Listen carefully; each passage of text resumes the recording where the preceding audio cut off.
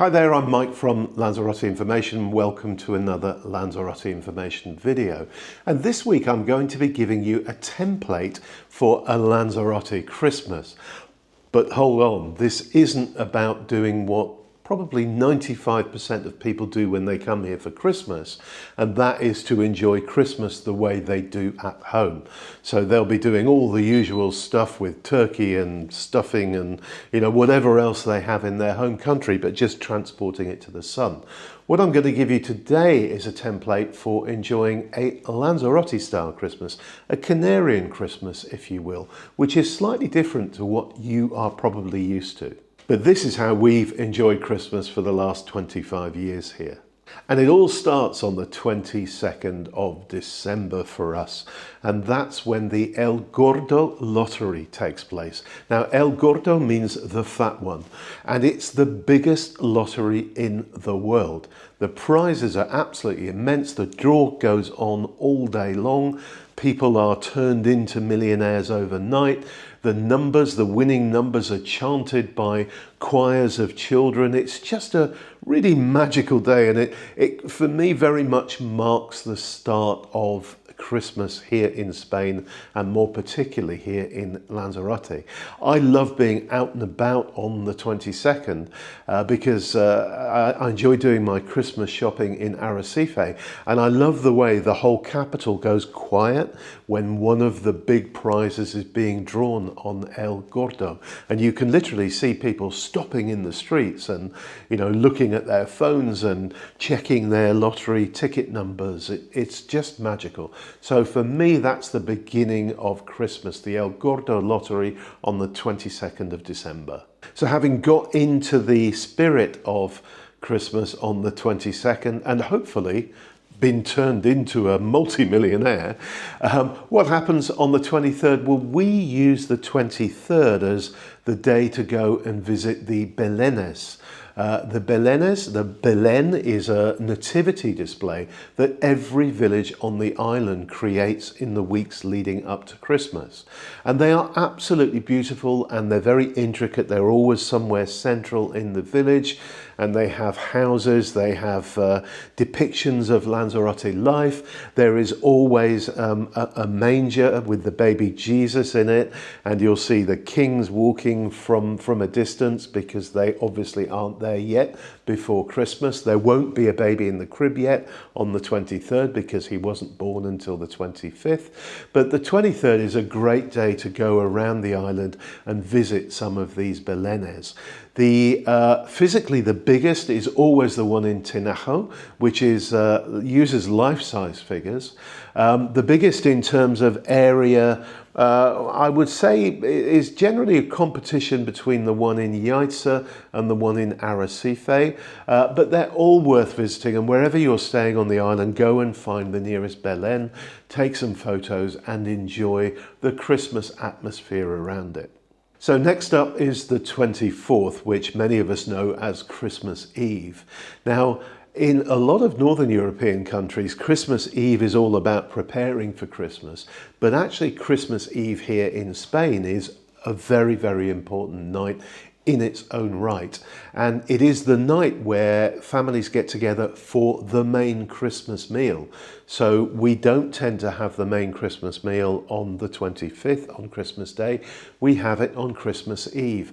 And the Christmas Eve meal is all about getting generations of the family together. So you will have, great-grandparents, grandparents, parents, kids, and everyone together around a big table on Christmas Eve in the evening. And what kind of food do we generally enjoy? Well, there's nearly always mussels, and if you go into the supermarkets on the 24th, you'll find they all put big boats full of ice on display, and within the ice there are bags and bags and bags of fresh mussels, and almost everyone going through the supermarket will pick up a bag of fresh mussels, and they will be simply steamed with a little bit of white wine and then served as the starter of the main meal that evening.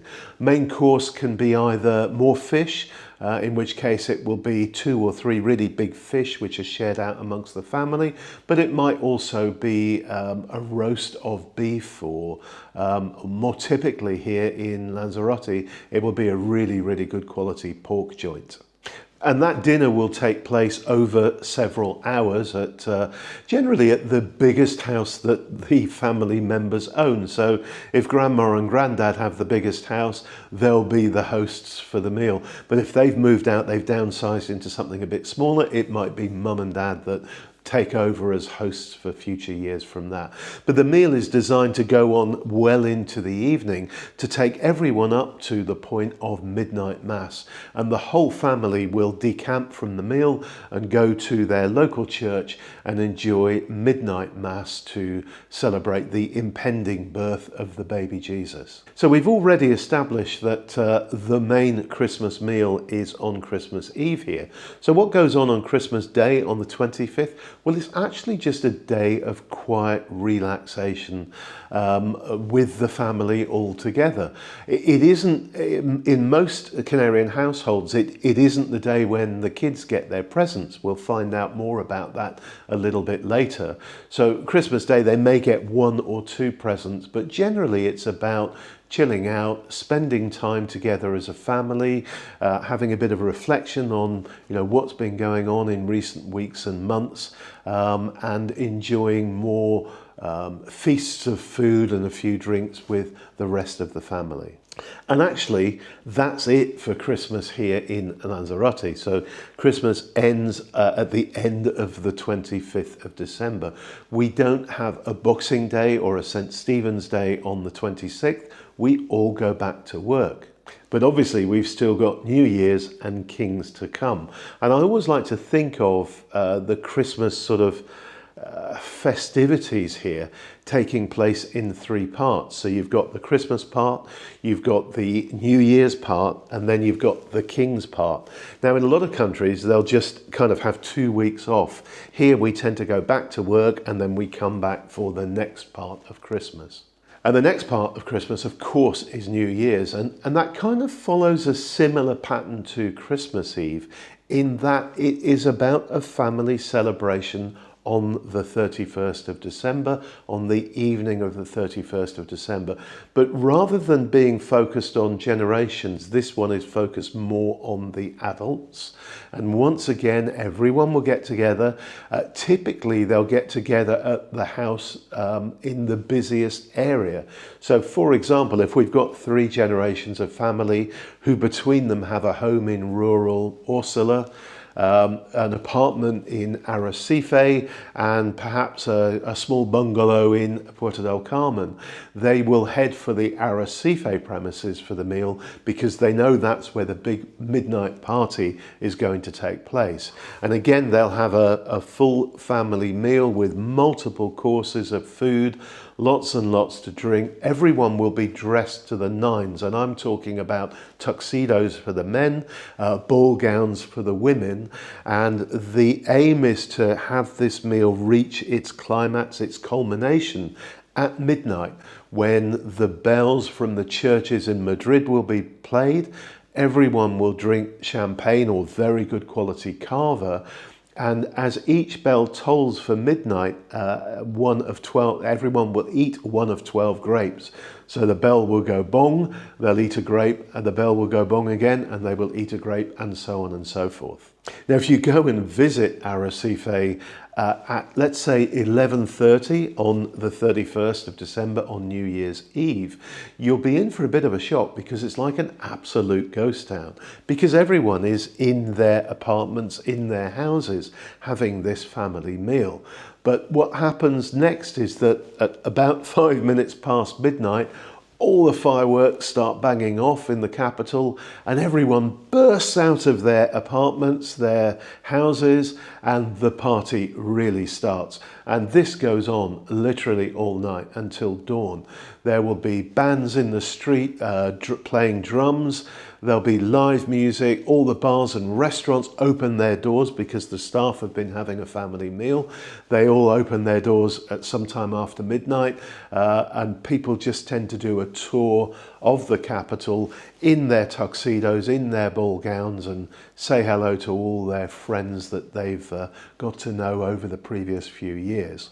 At dawn, the tradition then is to walk down to the main beach, Playa del Reducto. There's usually somebody there selling hot chocolate and churros, and you'll be able to eat some churros and drink some hot chocolate and go and paddle in the sea, rolling up the trousers of your tuxedo or lifting up the hem of your ball gown. It's a lovely, lovely all-nighter that we've pulled a few times over the years in Arrecife. So that brings us to the 1st of January, and you've probably guessed it based on what I've told you about New Year's Eve being an all-nighter. The 1st of January, although it's a public holiday here, is all about chilling and relaxing once again. So it's a very quiet day on the island. You won't see lots of people out and about. A lot of people go down for a morning swim on the 1st and then head home and relax for the rest of the day. So let's move on now to the third and the last sort of segment of Christmas here for a Canarian Christmas. And this takes place on the 5th and the 6th of January. So on the 2nd, everyone goes back to work as normal. And the next public holiday is the 6th of January, which is Three Kings. And it's the day we celebrate here, the Three Kings arriving at the manger and bringing presents for the baby Jesus. So it's the day, in fact, where children in Spain get all of their presents. But it all starts off on the 5th. And on the 5th of January, it's the big night for the kids. But first, an adult will go out and buy the Roscón de Reyes. And the Roscón de Reyes is a traditional cake that is eaten in Spain on the 5th of January. And I love them. They're absolutely gorgeous. You can have them with fresh cream in the middle. That's my favorite. You can have them with the sort of custard cream in the middle. And it's kind of a glazed bun cake with preserved fruit around the top of it. Now, the Roscón de Reyes has a couple of things hidden within the cream somewhere. Traditionally everyone is given a slice of it, and they'll very carefully eat it to see if they've got one of these two things hidden in the cream of their slice of cake. One of them will be a bean, and the other will be a little model of a king. And the person who gets the king will have a crown that will have come in the box with the cake that they will put on, and they get to be king for the day. The person who gets the bean has to buy next year's Roscón de Reyes. So somebody will write down in the diary that Juan Pablo or whoever got the bean. It's their responsibility to buy the Roscón de Reyes on the 5th of January the following year. But the real magic on the 5th of January takes place in the evening, and that's the parade of the Three Kings. And the Three Kings here in Lanzarote parade pretty much everywhere around the island. So wherever you are, there'll be a parade in Puerto del Carmen, in Tias, in Ria, in Arrieta, in Arrecife. We tend to go to the one in Arrecife because it's the biggest. And the Three Kings will be on camels. And their job is to receive from children their request of the presents they want the following day on the 6th, but also to give sweets and treats out. So, as they ride through on their camels, they will be throwing sweets out to all the children and adults who scurry around and try and catch them and gather them up off the floor to put them in their pockets and enjoy for the rest of the evening. And the 6th of January is another and the final public holiday of the Christmas period. So the three public holidays are the 25th of December, the 1st of January and the 6th of January. And the 6th, once again, is a day where families chill out at home. But for the kids, it's the really exciting one because it's the day they get to open all of their presents, and you will see them out on the streets on their new bicycles, their skateboards, with their new mobile phones and whatever else they've been given for Christmas by, I was going to say by the family, but of course by the kings. So I hope you've enjoyed that and thank you for watching. Have I whet your appetite? Do you fancy coming to Lanzarote over Christmas or any other time of the year really? If you are looking for a holiday to this island, any other Canary Island or indeed anywhere else in the world, please give our travel agency a try. Our travel agency is 10 years old now. It's called Camel Travel. Julie and I work in it full time and we book holidays for thousands of people every year, and we look after them very well and always strive to give them the best possible price for whatever they're looking at. So if you want to get in touch with us, we'd be more than happy to quote you for your next holiday to Lanzarote and try and save you some money. You can just email me anytime or you can call us free on 0800 810 8404. So once again, thanks for watching. If you've enjoyed this video, please give it a like. I never know which way to point. If you've got a question or comment about Christmas in Lanzarote or anything else to do with the island, put it in a comment below. I read every single one of them. I'll be happy to answer your questions. Thank you so much once again for watching, and bye for now, everyone. Bye.